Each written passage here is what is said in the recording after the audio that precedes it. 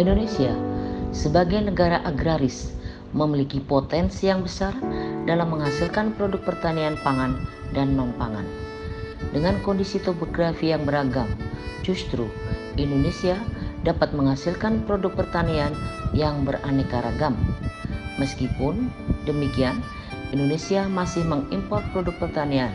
Hal itu terlihat sejumlah produk pertanian seperti sayuran, buah-buahan yang dijual di supermarket, pasar tradisional, pedagang sayur keliling, dan lain-lain. Hal itu menunjukkan bahwa persaingan global produk pertanian sekarang ini tidak bisa dihindari. Tingkatkan produk pertanian untuk mengurangi ketergantungan dan mendapatkan produk pangan yang murah dan aman. Ketergantungan terhadap produk pertanian impor sebagai bahan pangan perlu perhatian besar karena apakah kita mengetahui dengan baik benar cara budidaya produk pertanian impor yang aman? B.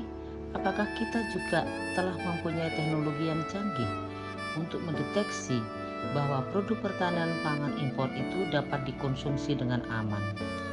C. Dapat menghemat devisa negara. D. Dapat memberdayakan masyarakat lokal. E.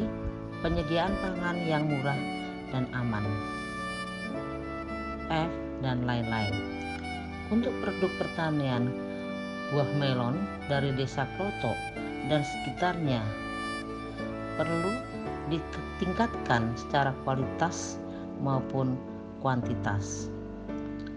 Karena bertani melon di daerah ini mendapatkan apresiasi dari pemerintah dengan diadakannya festival melon yang dihadiri Gubernur Jawa Timur. Berikut ini festival melon di Desa Kloto. Desa Kloto, Kecamatan Pumpang, Kabupaten Tuban. Desa Kloto terletak di dekat aliran Sungai Bengawan Solo. Desa-desa dekat aliran Sungai Bengawan Solo telah memanfaatkan air sungai untuk kegiatan pertanian. Pengairan di desa ini dikelola oleh HIPA atau Himpunan Petani Pemakai Air. Bahkan HIPA di desa ini pernah menjadi juara tingkat nasional. Daerah ini juga menjadi produsen beras di Kabupaten Tuban. Petani di desa ini melakukan pola tanam 2 kali menanam padi yang dimulai pada bulan Mei hingga November atau Desember dan 1 kali menanam hortikultura. Pada bulan Desember, Januari, Februari, Maret, dan April merupakan musim hujan, sehingga sebagian besar lahan pertanian yang letaknya rendah terendam air. Banjir di daerah ini akibat meluapnya Sungai Bengawan Solo. Pada waktu itu, HIPA berfungsi membuang air dari persawahan ke sungai dengan menggunakan pompa. Untuk daerah yang letaknya agak tinggi, petani memanfaatkan lahan pertanian untuk ditanami kedelai, sayuran, dan buah melon. Namun, menanam melon memberikan iming-iming untung besar meskipun modal dan risikonya besar. Menanam melon pada musim penghujan tentu menghadapi banyak tantangan seperti tingginya curah hujan yang dapat menyebabkan tanaman rusak akibat terendam air atau roboh, rawan munculnya hama penyakit, dan lain-lain. Untuk itu, petani di desa ini mendapat apresiasi dari pemerintah yang kemudian diadakan festival melon. Festival melon diadakan di lapangan Desa Kloto. Persiapan dilakukan oleh panitia yang merupakan warga desa setempat. Festival melon dihadiri Ibu Gubernur Provinsi Jawa Timur, Bupati Tuban, sejumlah pejabat di Kabupaten Tuban, sejumlah kepala desa di Kecamatan Pumpang, para petani di desa, pedagang obat pertanian dan pupuk kimia, dan warga masyarakat lainnya. Berikut ini gambar kegiatan Festival Melon. Persiapan Festival Melon. Persiapan Festival Melon dilakukan oleh panitia, pemerintah desa, dan petani khususnya mereka yang tergabung dalam asosiasi petani melon dapat dilihat pada gambar 1, 2, dan 3.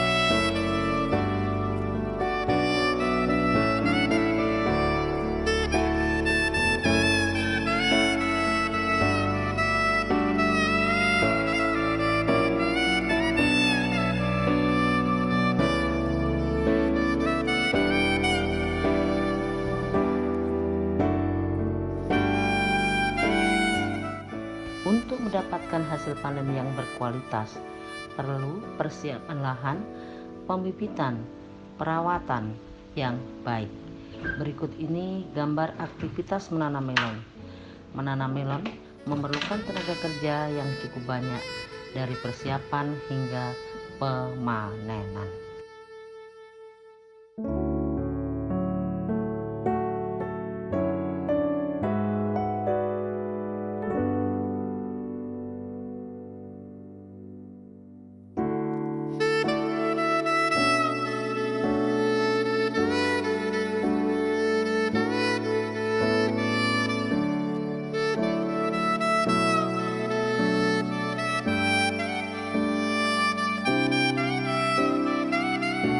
Petani yang memiliki lahan pertanian di dataran yang agak tinggi memanfaatkan untuk menanam melon.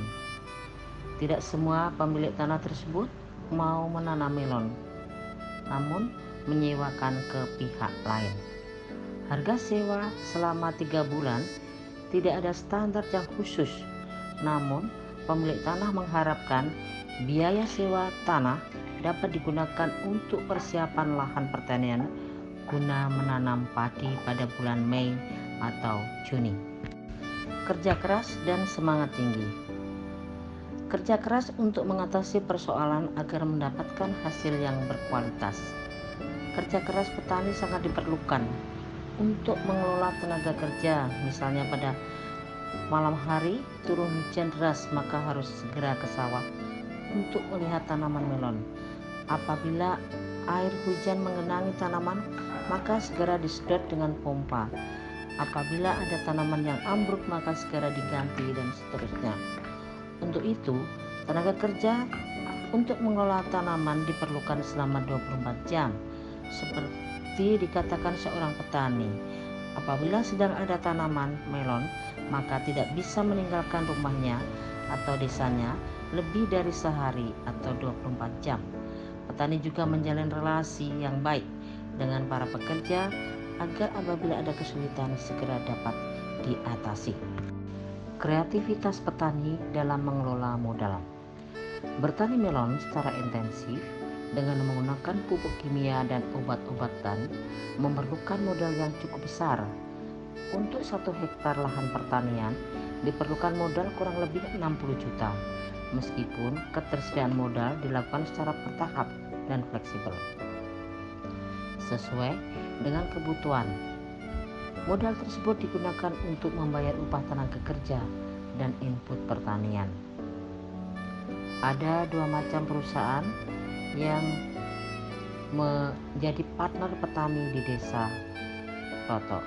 1. Perusahaan multinasional yang memiliki perwakilan di desa tersebut dan mengirimkan ekspor untuk mendampingi petani. Perusahaan tersebut mengirimkan tenaga ahli mendampingi petani dalam bercocok tanam sejak pembuatan pembenihan, pemeliharaan, dan pemanenan. Ia juga menyediakan benih tanaman, pupuk kimia, dan obat pertanian. Tenaga ahli dari perusahaan mendampingi petani sekaligus menjual pupuk kimia dan obat pertanian. Kebutuhan input pertanian itu dapat mengalami fluktuasi sesuai dengan kondisi pertumbuhan tanaman. Petani mempercayakan kepada ekspor dari perusahaan tersebut dengan harapan tanaman akan tumbuh baik dan menghasilkan panen yang berkualitas. Ada beberapa petani yang sudah pandai bertanam melon dan menghasilkan panen yang berkualitas, namun ia tetap mendapatkan pendampingan dari ekspor perusahaan agar dengan cepat mendapatkan input yang dibutuhkan. Input pertanian bisa didapatkan secara kredit dari perusahaan itu, namun menjelang panen harus dilunasi. Di samping itu, petani meminjam uang di bank untuk mendapatkan uang cash guna membayar upah buruh dan kebutuhan lainnya. Di Desa Klotok, ada seorang petani pedagang pengepul yang sukses dan menyediakan kredit input pertanian kepada petani di desanya dengan cara kredit. Dengan harapan, petani dapat menjual hasil panen ke pedagang tersebut. Menurut keterangan pedagang tersebut, ada kurang lebih 50 petani yang menjalin relasi dengan mereka. Petani mendapatkan kredit seperti pupuk kimia, obat pertanian, kayu penyangga, dan lain-lain. Demikian pula, petani itu juga dapat meminjam peralatan seperti pompa dan lain-lain. Perusahaan yang ada di desa tidak menyediakan tenaga pendamping dalam bertani, namun setiap saat dapat berkonsultasi melalui media sosial atau bisa datang langsung ke rumahnya sambil minum kopi. Untuk pembayaran kredit tidak diberi batas waktu, namun biasanya setelah panen petani melunasi kreditnya. Kredit tersebut tidak dikenai bunga. Biasanya pedagang membeli hasil panen yang berkualitas karena akan dikirim ke luar kota seperti Jakarta, Surabaya, Bali, dan lain-lain.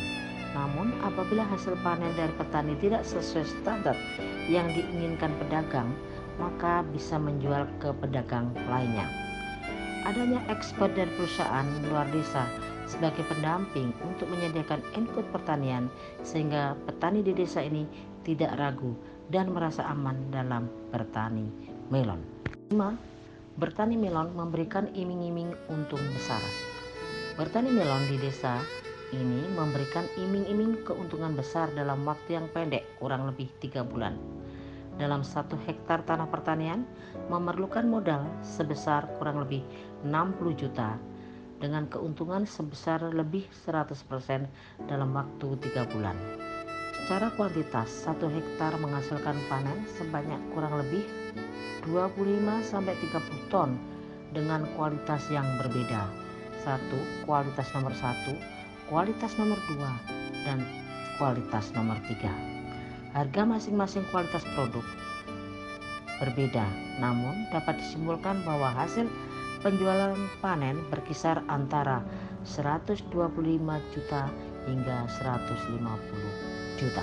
Buah melon mudah penjualannya. Petani di desa ini tidak mengalami kesulitan dalam menjual hasil panen. Hasil panen yang berkualitas nomor 1 dapat dijual kepada pengusaha atau pedagang besar. Para pedagang besar kemudian menjual melon ke kota lain. Bahkan ada kalanya pedagang melakukan perjanjian dengan petani di desa untuk membeli hasil panen. Sedangkan melon yang berkualitas 2, 3, dan seterusnya dapat dijual kepada pedagang yang biasanya merupakan pedagang pasar tradisional. Biasanya para pedagang datang ke rumah petani dengan menggunakan sepeda dan rombong. Membangun relasi sosial yang baik dengan para stakeholder. Untuk bisa sukses dalam bertani melon, perlu menjalin relasi sosial yang baik dengan stakeholder di desa seperti buruh upahan, teman petani di desa, staf kantor kepala desa, dan lain-lain. Stakeholder dari luar desa, misalnya pembeli hasil pertanian, penyedia kredit, perusahaan yang menjual obat pertanian, pemerintah khususnya dinas pertanian yang biasa membimbing petani. Sebagai penutup, 1. Bertani melon di desa ini dilakukan pada musim penghujan, banyak menghadapi risiko kerusakan, hama penyakit, curah hujan yang tinggi, dan lain-lain.